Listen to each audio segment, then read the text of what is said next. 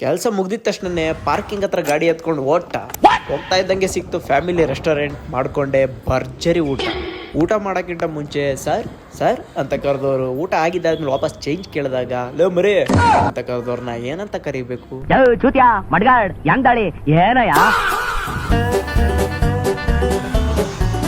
Hello friends, welcome to YouTube Nagesh YouTube. ನಾನೇ ಬಂದಿದ್ದೀನಿ ಅಂದ್ರೆ ಒಂದು ಗಾಡಿ ಓಡಿಸ್ತಾ ಇದ್ದೀನಿ. ಅದಕ್ಕೆ ಶೋರೂಮ್ ಅವರು ಆಡ್ತಾರೆ ಗಾಡಿ ಜೊತೆ ಆಟ. ಫಾಸ್ಟ್ ಚಾರ್ಜಿಂಗ್ ಸ್ಟೇಷನ್ ಅಲ್ಲಿ ಚಾರ್ಜಿಂಗೇ ಇಲ್ಲ, ಅದು ಆಡ್ತಾ ಇದೆ ನಮ್ಮ ಜೊತೆ ಆಟ. ಬರ್ಬೇಕಾದ್ರೆ ಬರೇ ಕೈಯಲ್ಲಿ ಬರಬೇಡಿ, ಏನಾದ್ರು ಮನೆಗೆ ತಗೊಂಬನ್ನಿ ಅಂತ ನಾನು ಹೆಂಡ್ತಿ ಹೇಳಿದ್ಲು. ಅದಕ್ಕೆ ವಾಷಿಂಗ್ ಮಿಷಿನ್ ತಂದ್ಬಿಟ್ಟೆ.